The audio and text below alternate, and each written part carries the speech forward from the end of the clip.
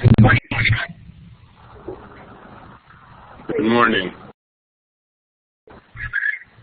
morning. Two items before we start. One is that I'm having some significant difficulty, not due to me, but due to Blackboard, getting into Collaborate. I don't know what it'll be like next week, but I hope you're not. If the reason I didn't get in until 9:45 is because I was having problems, and I don't know that they'll be cleared up in a week, but I hope they would be.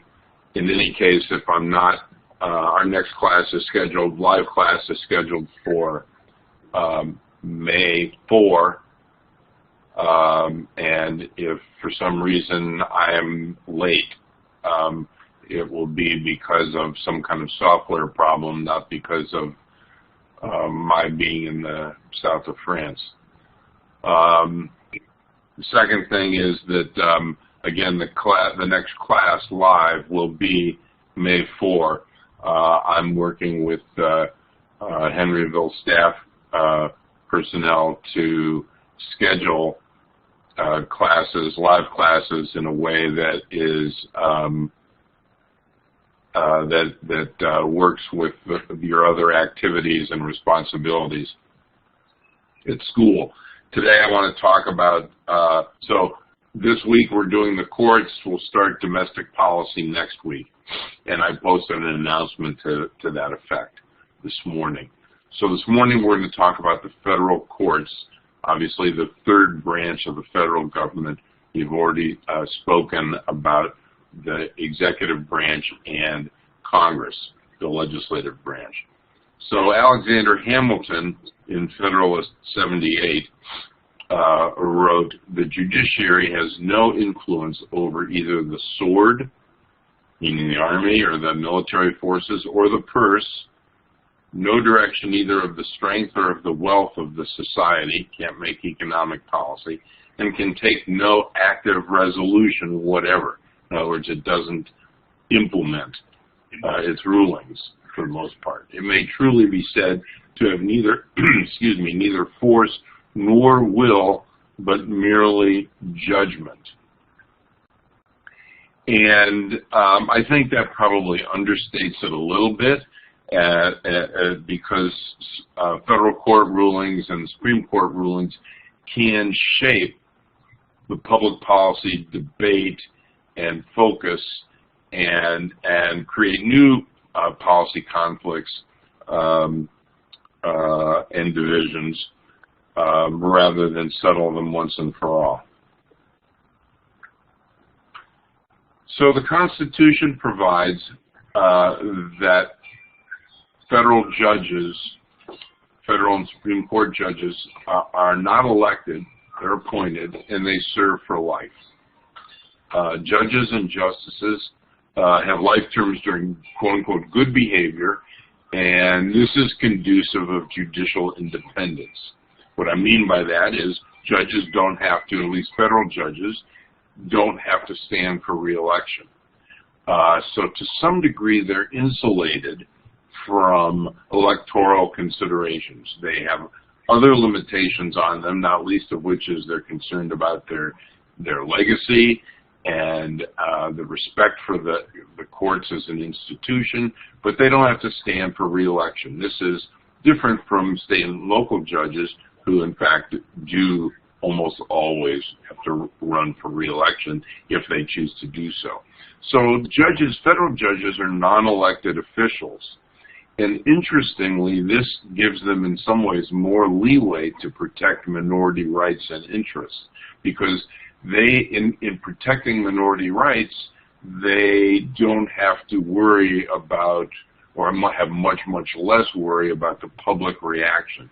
They can't be voted out of office. And so sometimes they can make decisions that would mean political suicide for if political officials who had to run for re-election made them.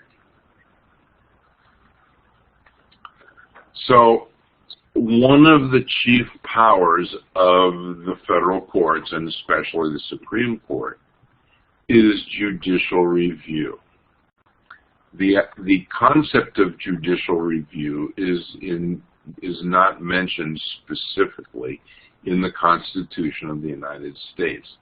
The doctrine of judicial review was first enunciated in an 1803 decision, Marbury versus Madison, that the Supreme Court made. This is a very, very important decision in the history of American jurisprudence. And the reason why is that the court ruled in this case, for your purposes, the details of the case don't matter.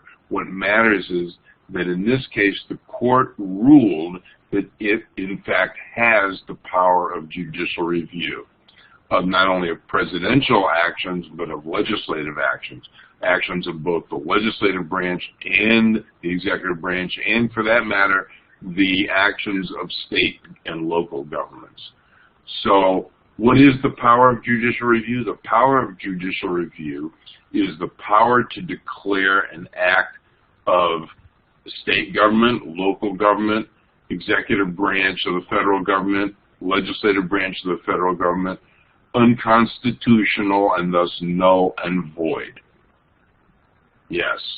So the court can strike down, can rule unconstitutional an act of state and local government and the executive and legislative branches.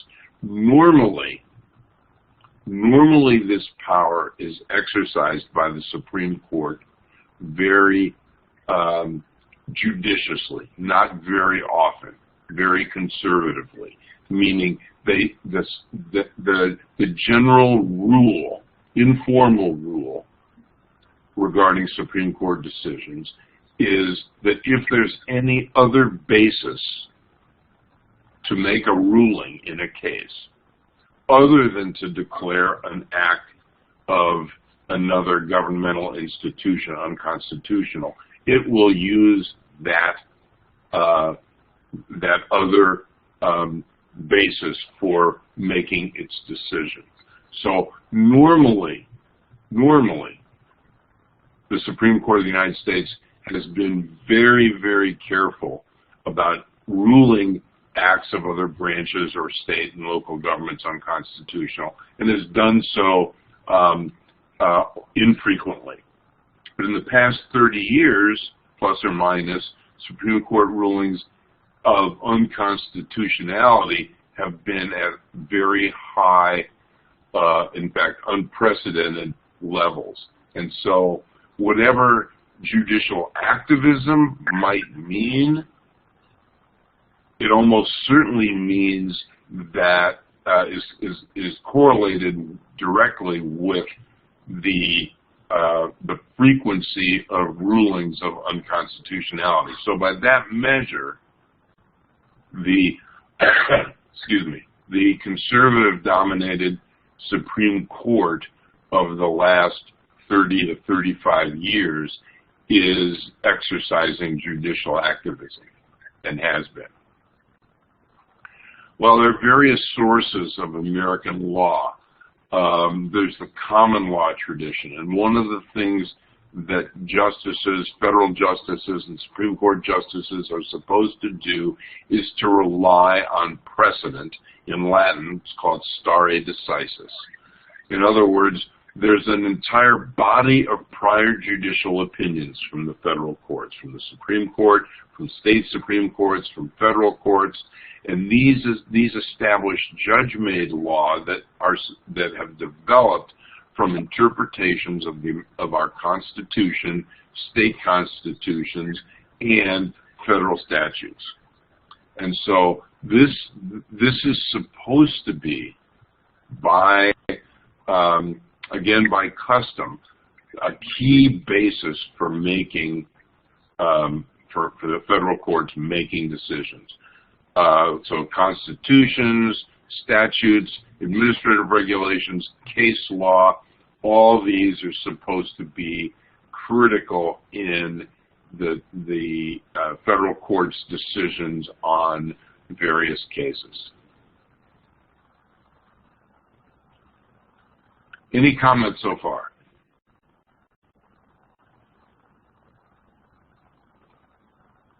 No. Couldn't hear. I think that's a no, but I'm not sure. No. Okay. So, many times, in part, cases that go to court have to do with the meanings of words. When individuals or groups or non-governmental organizations, businesses, governmental actors dispute the meaning of the words and phrases in constitutions and statutes, they have the right to ask judges to provide interpretations that will settle the disputes. The key word here is disputes. It's got to be more than, as we'll see, it has to be more than just a difference of opinion over what words mean for courts to make rulings. So let's talk a bit about the federal courts. I think it's fair to say that the federal courts are conservative institutions, and by that I don't mean that they're necessarily politically conservative or politically liberal.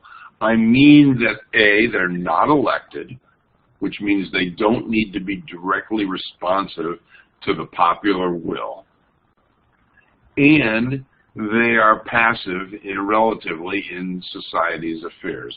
Courts are bound by legal traditions and culture. That is to say, they're bound by more than 200 years of legal traditions and cultures and rulings. The job of the courts is to identify legal solutions or remedies available to various parties under the Constitution, and by parties I mean actors, not political parties, under the Constitution and existing laws and regulations. Courts are constrained by precedent, as we've already indicated. They're constrained by the Constitution. They're constrained by the facts of each individual case that they take up and the practices and rules of a legal culture. Judges are passive in society's affairs. They're not activists by definition.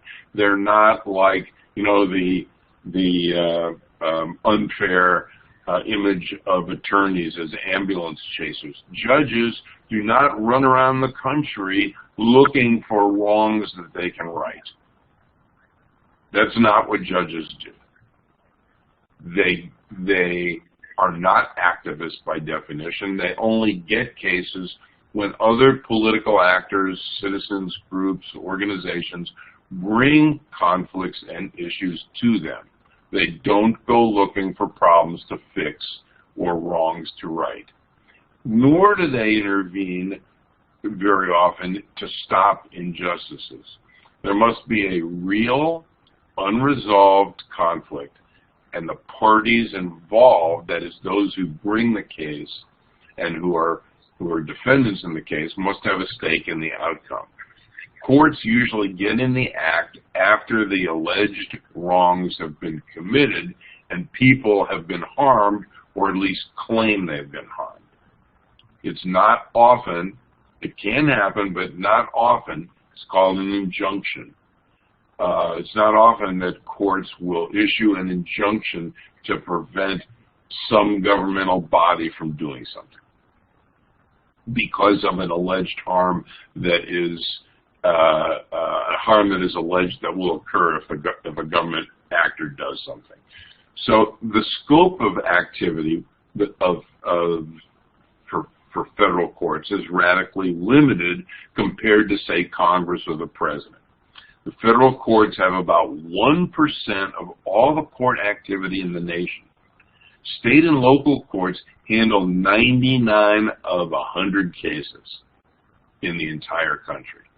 Moreover, the Supreme Court gives full review to perhaps only 0.1% of all cases in the federal courts of appeals and about 0.02% of all federal cases annually. In other words, the number of cases each year that the Supreme Court hears is infinitesimal as a percentage of all the cases that find their way into the federal courts. Now, imagine if we said the same thing about Congress. What if we said that Congress can use full review to 0.1% of all of the issues that it has the power to act on under the Constitution? Well, that's almost nothing. So the federal courts and the Supreme Court especially Supreme Court is very selective as to the cases that it hears and the rulings that it's going to make.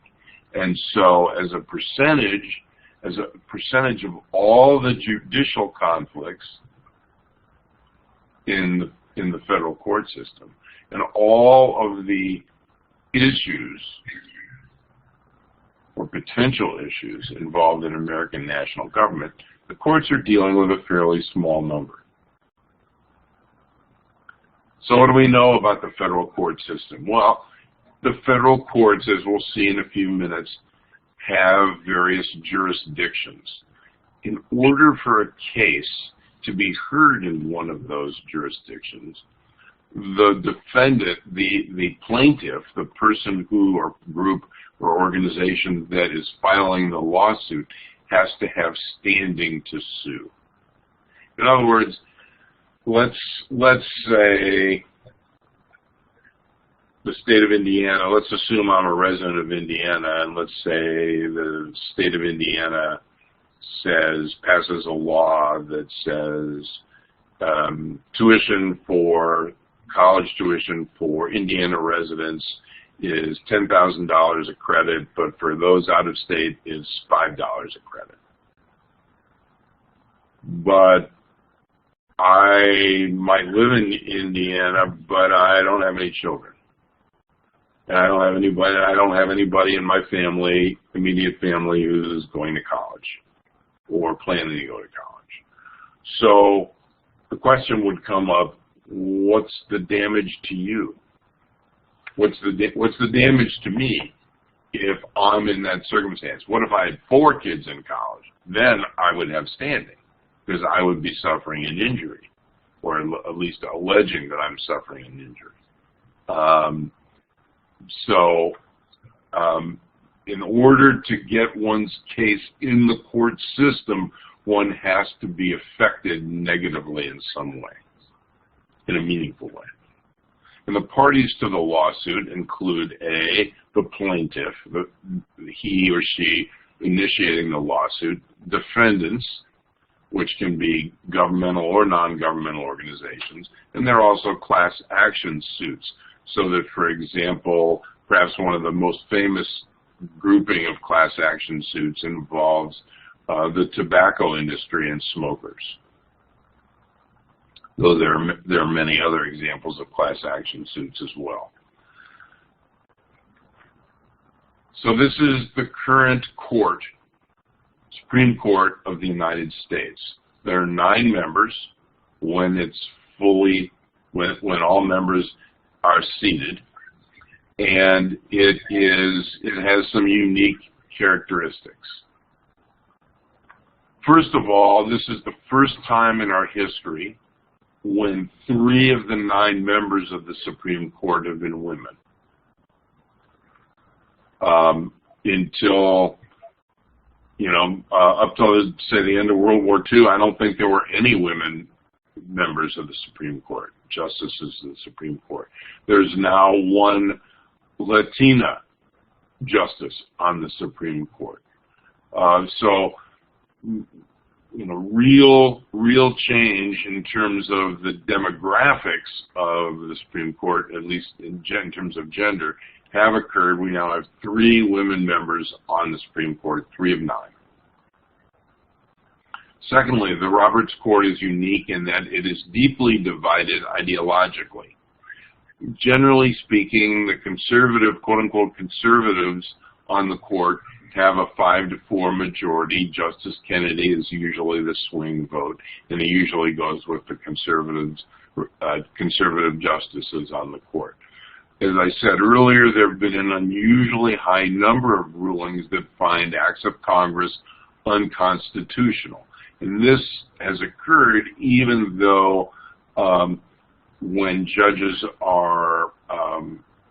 appear before and testify before Congress, the Senate rather, in legislative hearings, they protest that they are great believers in judicial modesty and they have huge respect for the greater role of the other branches. But the mathematical fact of the matter is that the Roberts Court and before that the Rehnquist Court under President Reagan have been excessive historically in unprecedented ways with regard to the number of rulings of unconstitutionality. So there's, just as in other parts of American politics, there's ebb and flow in the Supreme Court of the United States. From 1954 to 1972 or so, the Supreme Court of the United States significantly expanded the civil rights and civil liberties of American citizens. But in the past 30 years, or a few more, Supreme Court decisions have slowly eroded those accomplishments, instead expanding the power of governments to limit civil rights and civil liberties of Americans and reducing the powers of government to regulate business to protect the general welfare. The federal government's response to 9/11 and the re-election of President Bush in 2004 accentuated the dominance of a conservative judicial philosophy in the federal courts because he was able to appoint more justices both to the Supreme Court and to the federal courts during that time. In fact, it is only in the past few months that we've gotten to the point where the number of federal judges appointed by Democratic presidents has become equal to the number appointed by Republican presidents, and so in partisan terms, the justices the federal justices are quite divided as well. So, what's the context for the federal courts? They have the authority to settle disputes, at least between parties, and often one party is a governmental entity, based on the facts of the case and the application of the Constitution and relevant laws and precedent to this case. And it's not infrequent that legislators or other political actors seek to reorganize the courts or to restrict their jurisdiction or citizens' access to them. And this has been especially true, occasionally true with respect to Republican legislators in the Congress of the United States. What we've seen in recent decades is generally bitter conflict between the parties over nominations to the federal bench. And we can take this as a sign of substantial political division. In fact, it continues today. And, you know, one of the things that has been historically unprecedented is the number of presidential judicial nominations in recent years that have been held up without a vote whatsoever. And as a consequence of that, there are a lot of vacancies on the Supreme Court, in the federal court system. And this is of concern and has been of concern to the Chief Justice of the Supreme Court. You need to know that the Chief Justice is also the Chief Administrator of the entire federal court system. So the Chief Justice, whoever he or she is, isn't just managing the Supreme Court, but in fact is the Chief Administrator of the entire federal court system. Now, there are those in American politics who argue, I think incorrectly, and I'd like to explain why, that the federal courts have become tyrannical, and that they have way too much power. But I think it's important just to reflect on and to itemize the number of checks that are, first of all, think back to the quote we started with from Alexander Hamilton, but then let's look at the checks that actually exist in practice right now with regard to Supreme Court decisions. First, the President has the power to make judicial nominations, both for the federal courts and the Supreme Court. So if presidents don't like federal court decisions, they can nominate people to the federal bench who will vote in different ways. Secondly, the Senate of the United States either confirms or doesn't confirm the president's nominees. And so the Senate of the United States has an impact on, definite impact on who is seated with respect to the federal courts. And in fact, the Constitution gives the Congress of the United States the power to create and presumably to dismantle federal courts and to reorganize federal courts. Note, too, that when Congress, and I didn't put this on the list, but when Congress decides that it opposes the Supreme Court decision, it has the constitutional power to pass a law to try to undo that decision or get around that decision. That decision may or may not, that legislation may or may not pass. It may or may not be upheld in the federal courts themselves. But Congress still maintains legislative authority and can try to write a new law which will undo the impact of a prior court decision. Another example of a check on the Supreme Court is the Supreme Court has very, very minimal power to implement its rulings. Usually its rulings are sent back to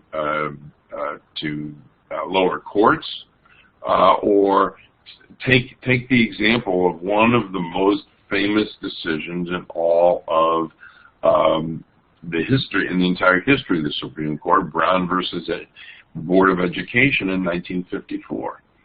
That decision, let me remind you, was a 9-0 decision.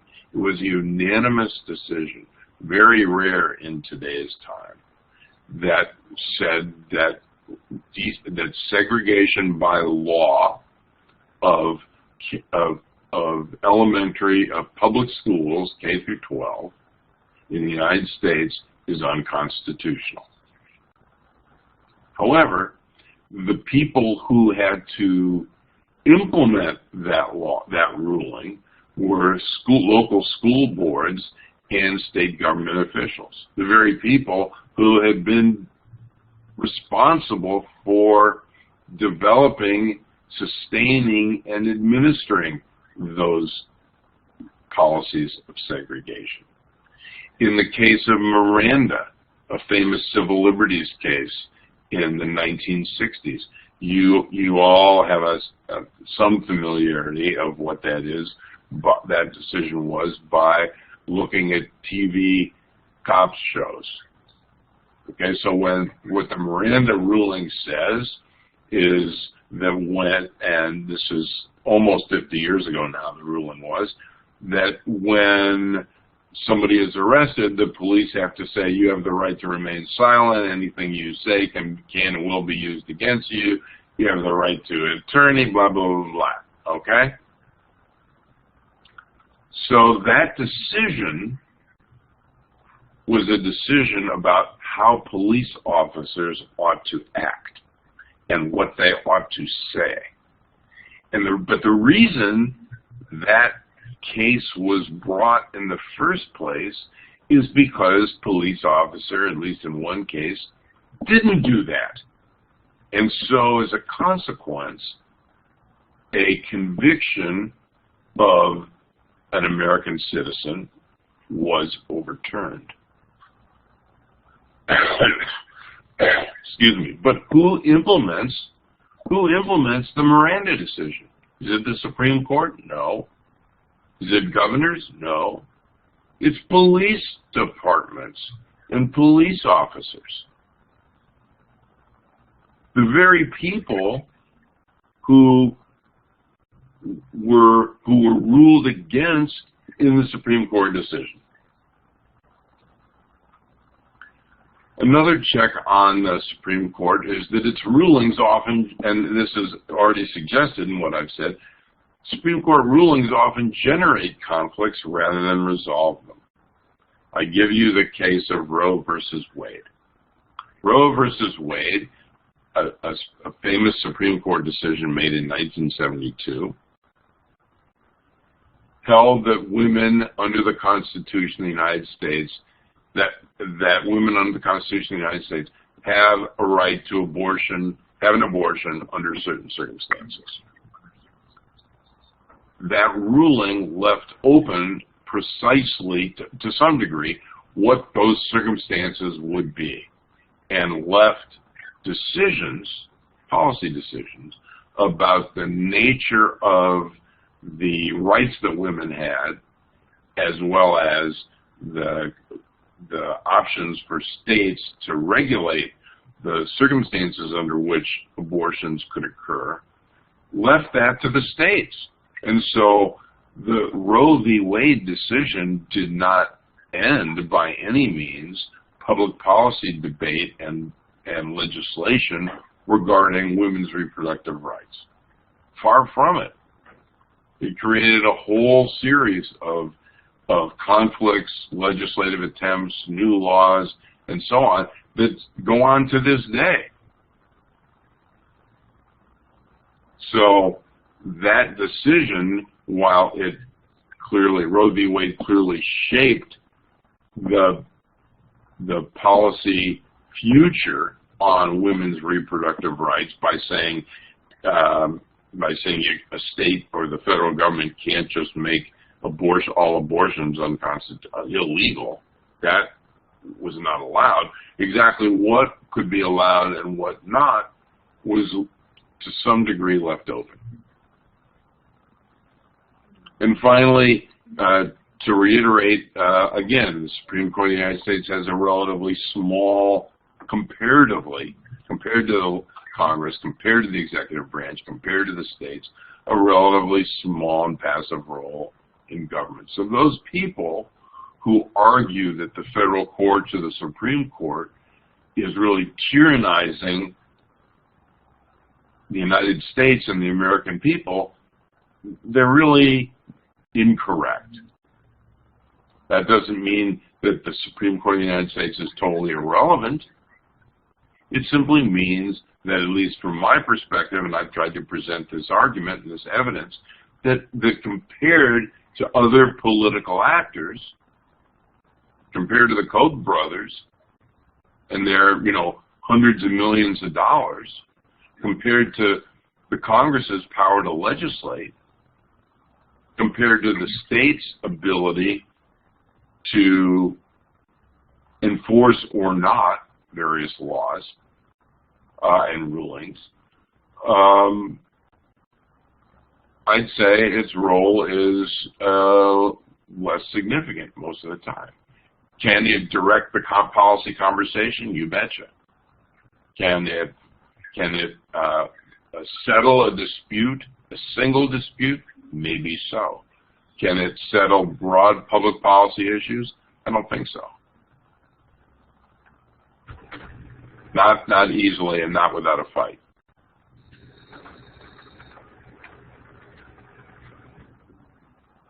So we have in this country, we've talked about federalism, and federalism applies, as I've already indicated, to the court system as well. We have a dual court system. We have separate systems of state and federal courts throughout the country, each with its own responsibilities for its own laws and constitutions, and we have an adversarial system.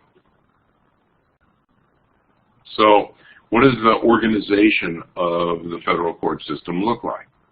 Well, we have roughly 94 U.S. district courts with a general jurisdiction, and these are trial courts.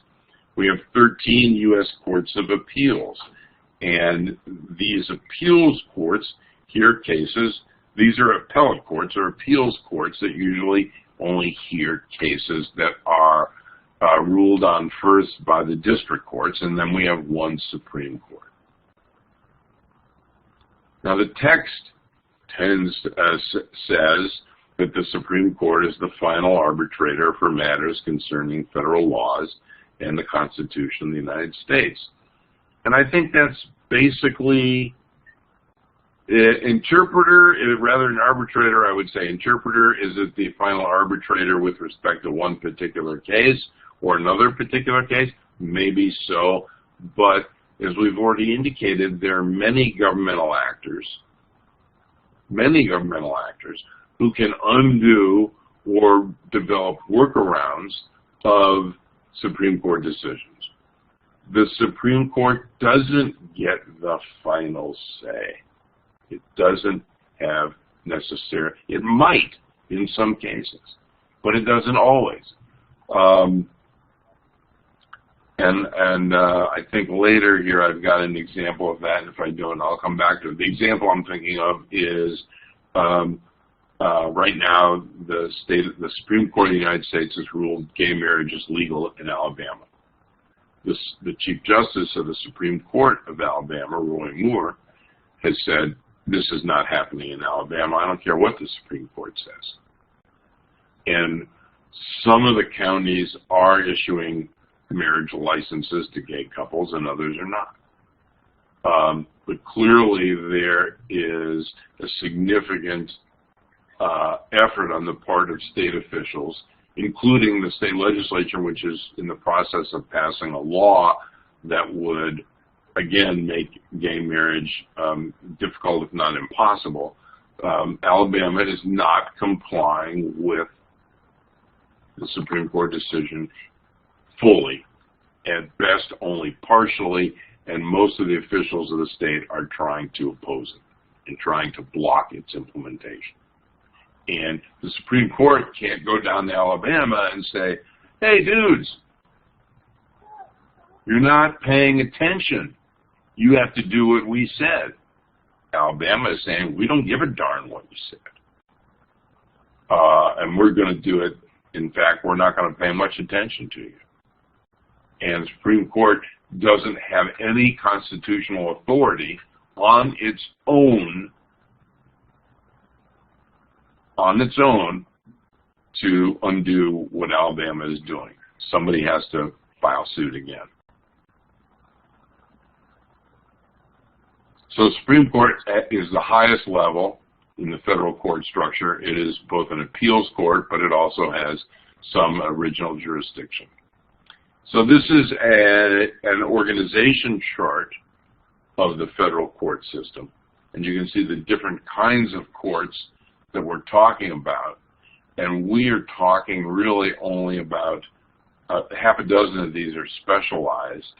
And we're really talking about 4 courts: the district courts on the lower left, the courts of appeals, and the Court of Appeals for the Federal Circuit, and the Supreme Court of the United States. So we're only looking at, in this class, at a portion of the entire federal court system. And this is kind of what the process looks like. How does a case get to the U.S. Supreme Court in those instances where it doesn't have judicial original jurisdiction? And here is the pathway that it takes. If a case is heard in state trial courts, it then goes to appeals courts or to the state Supreme Court, and then it's appealed and there's a request for reviews that goes to the Supreme Court of the United States if the court chooses to accept it. If it is a federal case, it starts off in the U.S. district courts, goes to the courts of appeals, and from there to the Supreme Court of the U.S. And this is just another example. This is just another image of the same process and the bases on which appeals can be made and so on. This is reverse. This is state and local trial courts. Over here is federal. But essentially, this is just the same thing in a different visual.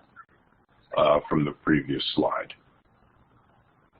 Here we have the boundaries of the geographic boundaries of the federal district courts and the U.S. Courts of Appeals. So there are 13 different federal circuits and appeals courts, and they're geographically based. So that Indiana, for example, its district courts cover Indiana, Illinois, and Wisconsin. And that is the 7th District Court. And so that's how the court system is set up below, organizationally below the Supreme Court of the United States. So one of the arguments that I want to suggest to you today is that what happens in the federal courts is still all about politics. What happens in the executive branch is politics. What happens in the legislative branch in Congress is politics. What happens in the courts is politics. If and when a political candidate or a political party says, you know, we have way too many unnecessary lawsuits in the federal courts, and we need to restrict citizens' access to file suit in the federal courts.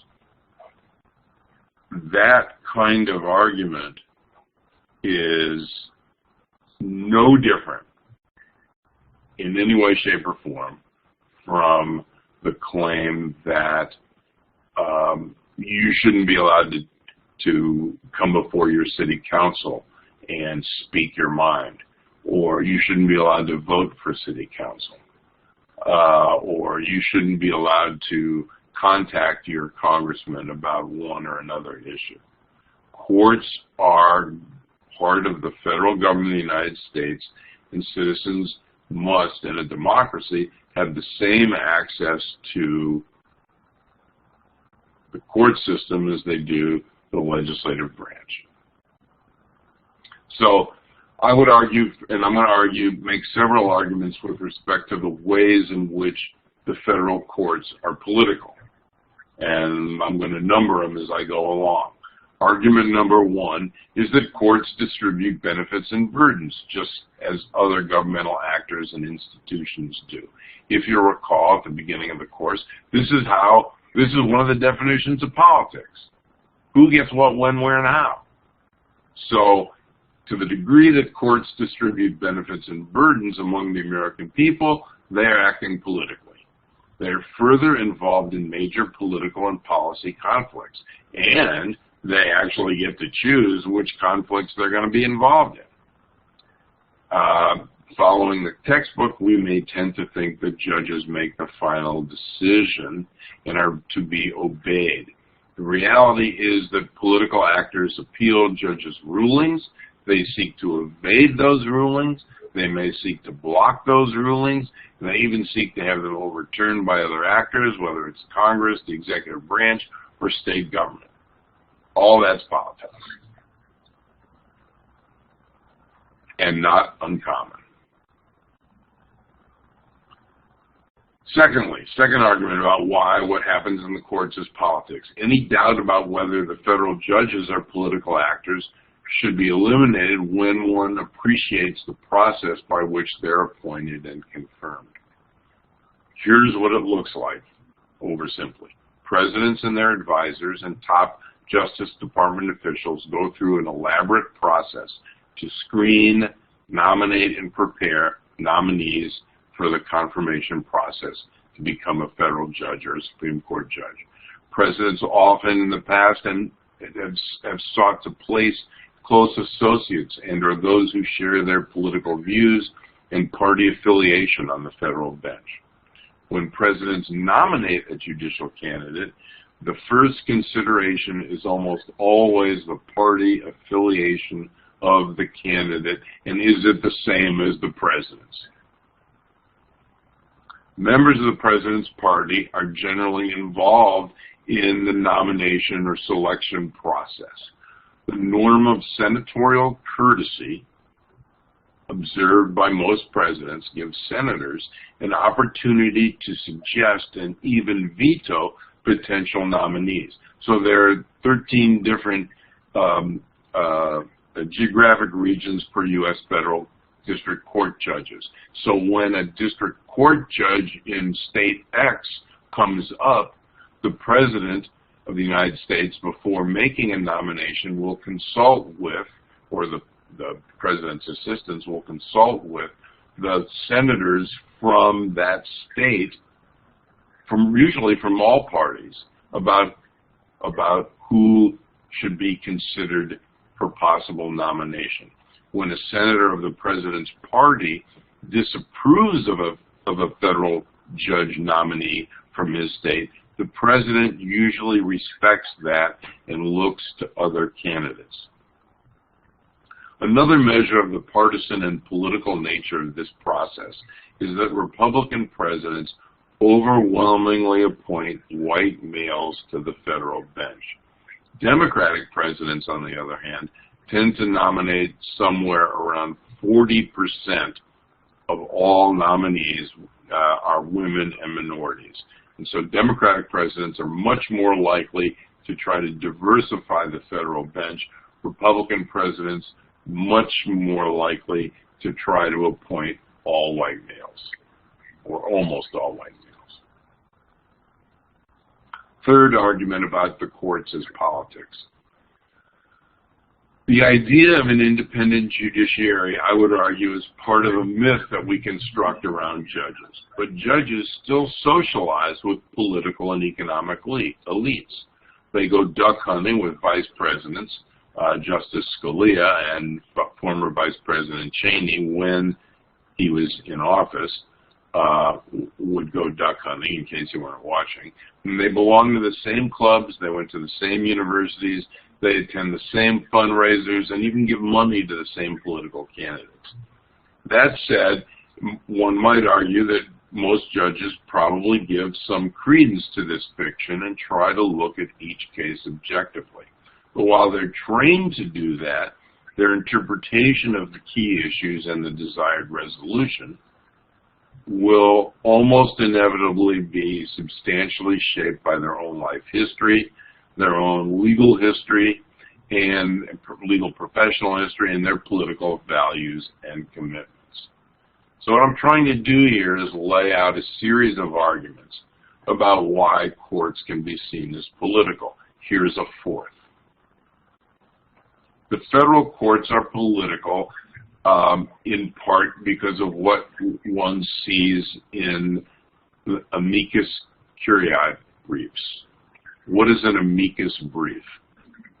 When the Supreme Court or other federal court agrees to hear a case that various interest groups, policy groups, organizations, associations consider important or of vital interest to them, they will file friend of the court briefs. That's what an amicus brief is.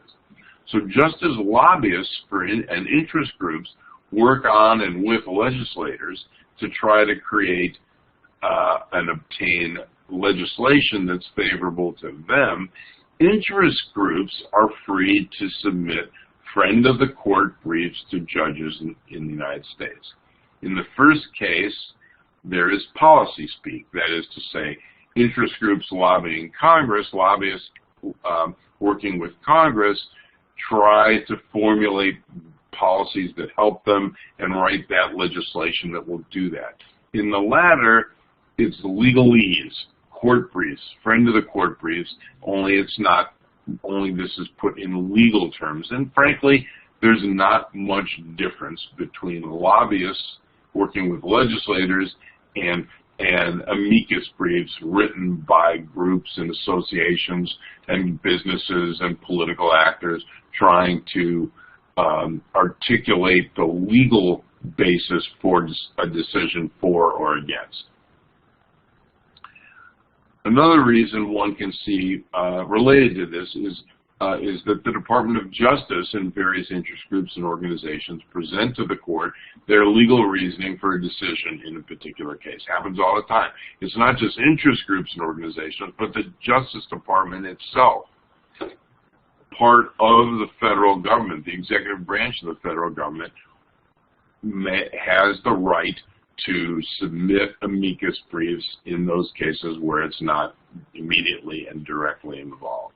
So major cases attract an enormous amount of legal briefs and arguments, much as political actors seek to influence Congress on important legislation. And finally, the Supreme Court has an internal politics. There is a small group political dynamic in the behavior of justices and others involved with the day-to-day operations of the Supreme Court, and political scientists who study judicial behavior. This is exactly one of the things they look at. So, what's the internal politics of the Supreme Court? Well, first, in order for the Supreme Court to agree to hear a case, it needs to adopt the rule of four. What the rule of four is that 4 of the sitting 9 justices have to agree that this court ought to hear the case. That's number 1. So they determine, the rule of 4 determines which cases will be heard. That itself is a political process, keeping in mind that very few of those that are sent to the Supreme Court will actually be considered.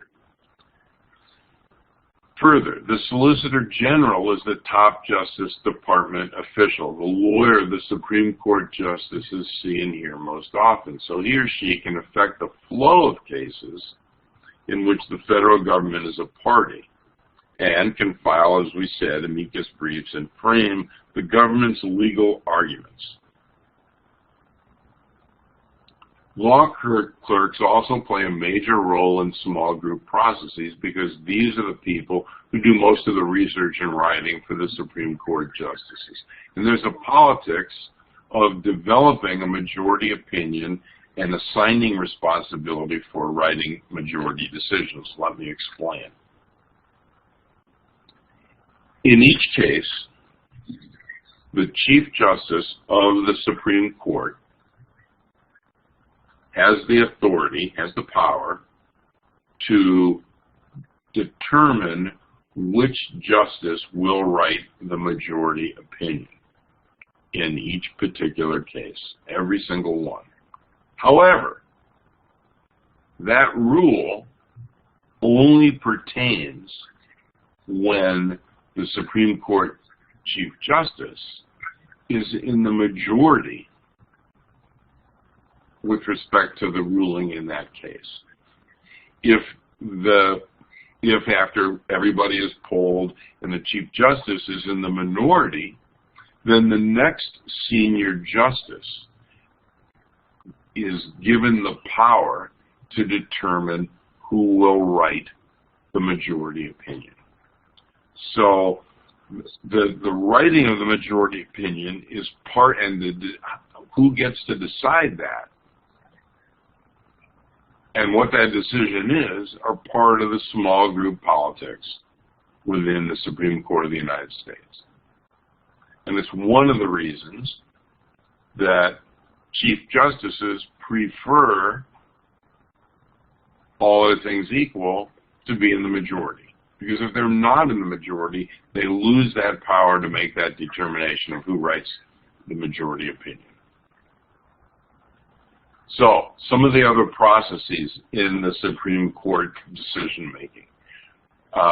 Once it decides to hear and schedule a case, research is done, abstracts and records and briefs are gathered, oral arguments are made, and then there's private deliberation. And this is kind of what the small group politics looks like. So you've got a pattern of cases, you have interest groups, you have the Solicitor General, there are amicus briefs that are generated and submitted.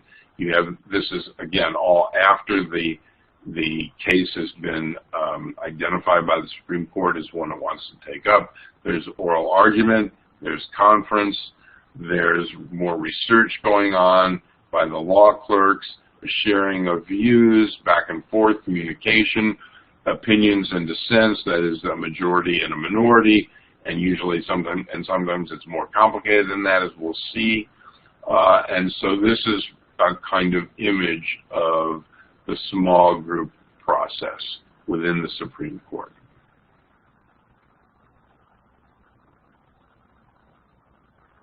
Comments or questions at this point?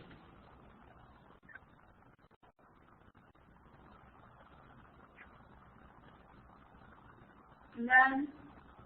Okay, so we'll take a few more slides and then we'll call it a day. I want to see what we have here.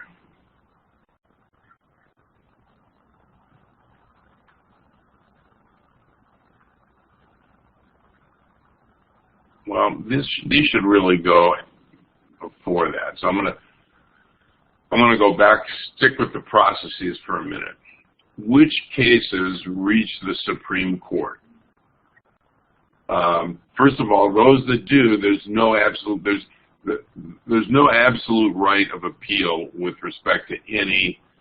While the Supreme Court has some original jurisdiction, any decision that is appealed to the Supreme Court has no right to be heard.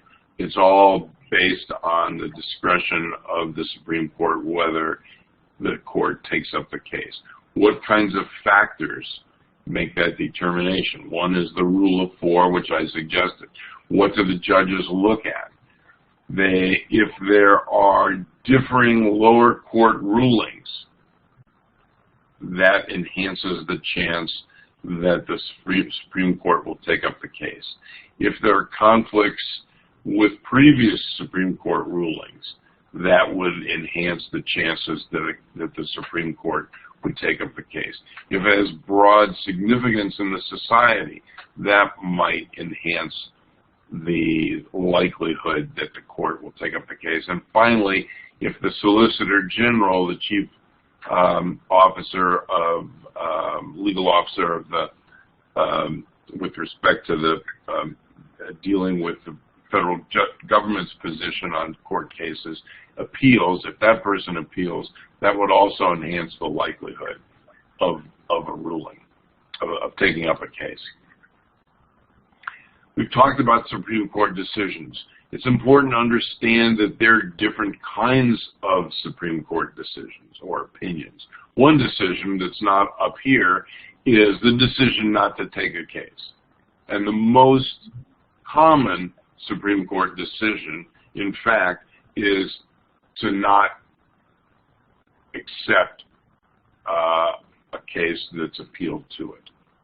That's the most common, just to let whatever happened in a lower federal court stand or state Supreme Court stand as is without any action other than, no, we're not going to rule on this. So there are different kinds of Supreme Court decisions in individual cases. One is an opinion is affirmed. And a decision that's affirmed means that the Supreme Court agrees with and reiterates the lower court decision. A second type of opinion is to reverse a lower court decision, to void a previous lower court decision. A third type of opinion is to remand a case back to the court from which it came. And an opinion per curiam is issued by an appellate court of multiple judges in which the decision rendered is made by the court, or at least a majority, acting collectively and unanimously. And that, a per curiam opinion means it's not a full-blown hearing of the case or consideration of the case, but essentially it's a shorthand way to unanimously affirm a lower level decision, court decision.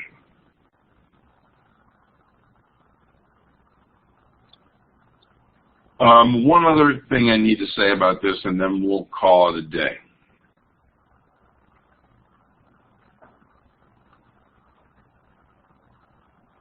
Supreme Court decisions don't always lead to majorities. since there are 9 people on the Supreme Court, there are 9 justices, in order to get a ruling, one would think you need to get 5 votes. But sometimes rulings are more complicated than that. Let me explain. The Supreme Court can make a decision in a specific case, but do so for different reasons. So, what does this mean? A decision might be X, but maybe 4 people, maybe 4 justices sign on to an opinion that says this is why the decision should be X. But let's say 2 other justices say, no, we agree with the outcome, we agree with your decision, but not with the reasoning. We believe that there are different reasons for a decision in this case, and here's what they are. And so you have 6 people, you have 4 giving one legal justification, one set of legal reasons, and 2 other justices giving a different set. And then you have 3 in the minority. So in this particular case, the minority justices can, if they choose, write a dissenting opinion. And so a dissent is a written opinion of a justice who's in the minority in a particular case. A concurring decision is one where a justice agrees with the ruling, with the decision, but not the basis for it. So if the Supreme Court only has 4 or fewer who sign on to one set of legal reasons, one opinion, it's not a majority opinion. It's a majority ruling because we've had 6 people, 6 justices who have said the decision should be X. But you only have 4 who agree on the justification for the ruling. And so, generally speaking, that decision stands 6-3, the majority rules. However, that decision, those 4 and the logic and the rationale of their decision is not considered to be a precedent. So a case is considered to be a precedent if and only if 5 justices agree on the same arguments, legal arguments, in support of the Supreme Court decision. So that's also part of not just the small group politics of the Supreme Court, but also of the history of the Supreme Court, because this kind of thing determines what's considered to be precedent and what not. I think we're at a good place to stop, and we will pick up on May 4th with the remaining dozen or so slides in this presentation, and we will then begin with domestic policy on the 4th of May. Have a good week. Any comments or questions before we close? If not, please, I'll be doing some grading early this week. Please continue to log on to Blackboard and for any additional announcements. Have a good day. You too.